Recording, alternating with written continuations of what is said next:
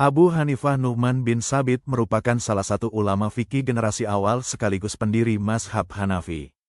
Ia termasuk golongan tabi'in karena pernah bertemu dengan sahabat Nabi, seperti Anas bin Malik dan beberapa peserta Perang Badar.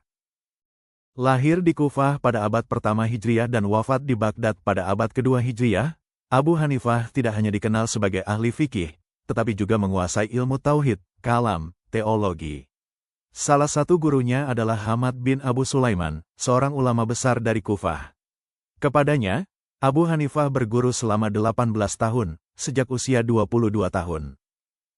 Suatu ketika, saat salah satu kerabat gurunya di Basrah wafat, Hamad bin Abu Sulaiman mempercayakan Abu Hanifah untuk menggantikannya sebagai pengajar, mufti, dan pengarah dialog.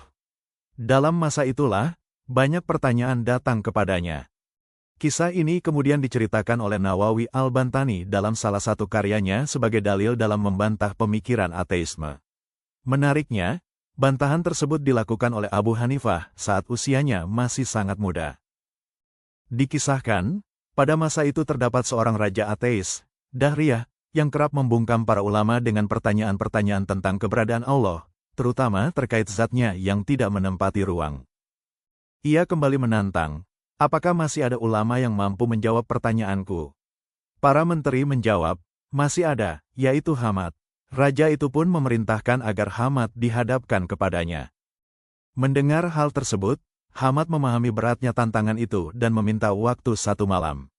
Keesokan harinya, sebelum berangkat, ia menemui muridnya, Abu Hanifah, dalam keadaan gelisah.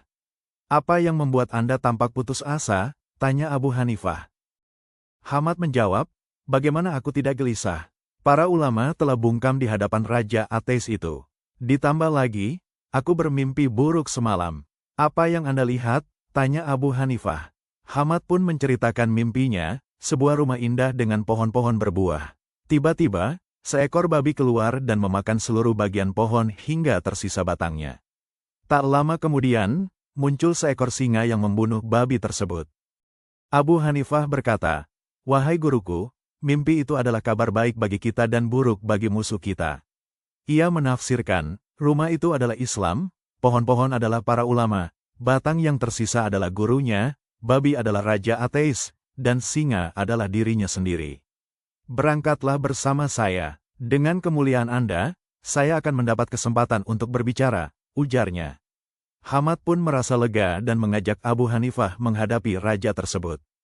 Di hadapan raja, suasana hening. Para ulama sebelumnya telah gagal menjawab. Tiba-tiba, Abu Hanifah yang masih muda maju dan berkata, bertanyalah. Aku akan menjawab pertanyaanmu. Raja meremehkannya.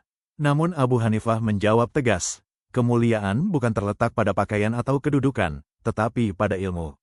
Perdebatan pun dimulai. Apakah Allah itu ada? Iya, jawab Abu Hanifah.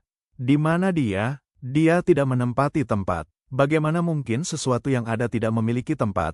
Abu Hanifah menjawab dengan analogi. Apakah engkau memiliki ruh? Iya. Di mana letaknya? Raja terdiam. Abu Hanifah melanjutkan dengan contoh lain, segelas susu. Di mana letak lemak dalam susu? Apakah terlihat? Raja kembali tidak mampu menjawab. Apa yang ada sebelum dan sesudah Allah? Tidak ada sesuatu pun sebelum maupun sesudahnya, jawab Abu Hanifah. Sebagai penjelasan, ia memberikan analogi jari. Apa yang ada sebelum ibu jari dan setelah kelingking? Tidak ada, jawab raja. Demikian pula Allah, tegas Abu Hanifah. Apa yang sedang Allah lakukan sekarang? Abu Hanifah meminta raja turun dari singgasana dan bertukar tempat. Setelah itu, ia menjawab, Allah sedang merendahkan kebatilan sepertimu dan meninggikan kebenaran. Raja pun terdiam. Ia tidak lagi mampu membantah. Peristiwa itu membuktikan kecerdasan luar biasa Abu Hanifah sejak usia muda.